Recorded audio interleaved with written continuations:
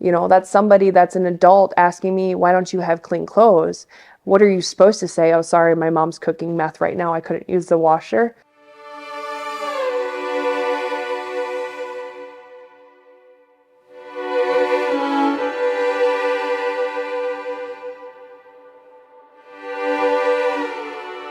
At one point, we had chains and locks on our fridges and cupboards to make sure that we were eating as much as we were allowed.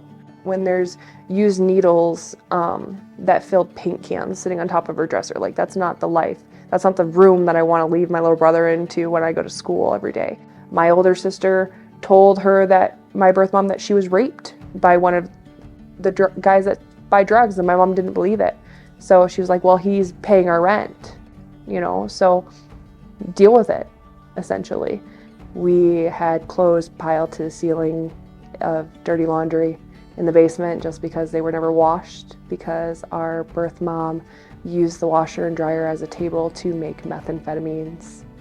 And we had maggots and mold growing on our dishes. We had no consistent food in our house, no way to get to school other than the bus or walking. And we lived in an environment where we basically didn't know where our next food was coming from, our next meal was coming from. Hi, my name is Taylor. I was a foster child. I aged out of the foster system at 18, and now I am married. I have a kid, but life all didn't start that way, to say the least. I started in a home with 5 brothers and sisters. I was picking up used needles out of my baby brother's hand, and that's not the life I wanted to live. It's not the life I wanted for my siblings. So I turned my birth mom in, and we all got dispersed in the foster system. So we were all divided up. When we went into care, we were scrubbed down at Sanford, head to toe. We lost everything that we did have, and went into a new home with a stranger with maternity ward socks on and sweatpants and a t-shirt that they found in the lost and found, with a lice treatment in our hair, Vaseline, to try and kill all the bugs that were in our hair. We were then given a gift card to go to Kohl's. And so going out in public with your hair doused in Vaseline and basically no shoes, nothing to wear, you look like you were picked up on the side of the road, is very embarrassing as a teenager. We were then taken to essentially the foster closet, where we were given clothes. We were able to look for things that we wanted, things that we needed, shoes, things that the gift card didn't cover. Being a teenager and a preteen, and some days you would go to school and you wouldn't even be wearing underwear because you just didn't have any.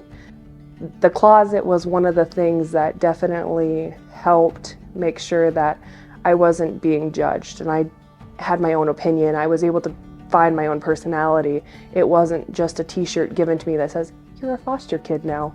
It was my own style, my own wardrobe. And so the closet was something that we used a lot, and it was something that I didn't feel like, okay, I have to save up every penny that I make because I work now to buy my own clothes when that I'm in the foster system, and this is all my money's going to. My foster parents taught me what a parent's supposed to do for you. I am very blessed with my foster parents that I have now. They are my parents. They are my baby's grandparents, and I wouldn't change that for the world. Before I got the courage to even go to the counselor and say, hey, my mom cooks meth, we're abused at home, we're molested, we're all of these things, like, it's not the environment that we can live in. I did not see a future for myself. I figured I was going to work at McDonald's for the rest of my life. I figured that I was never going to have a car. I was never going to have a working phone. I wasn't going to have friends in the future. I was never going to get married. I was never going to have a kid. That's how I saw myself. I didn't see beyond that. I couldn't see beyond that. Kids in foster system aren't coming because they were rich. They're coming because of that situation.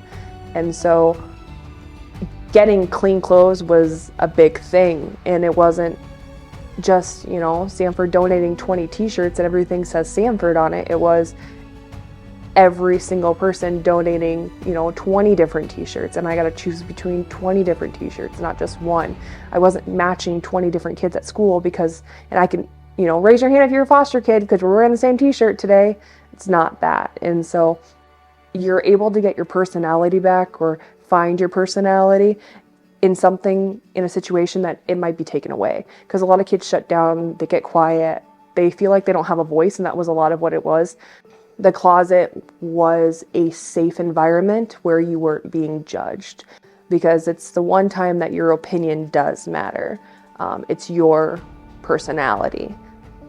A huge change going into the system. It's a huge adjustment, and there's going to be people telling you how to feel, what you're going to do tomorrow, which school you're going to transfer to, and how you're going to get there.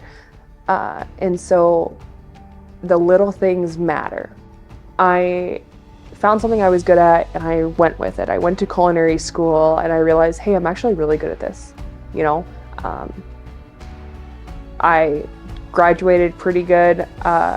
School is not the easiest thing when you don't grow up in an environment where they sit down and read to you every night. It definitely has a factor. And that's where I was just like, I'm not going to turn out like the path told me I'm not going to be the foster kid that, ends up with their kids in the system. I'm not going to live this life that I know is wrong. I need typical dad. Yeah.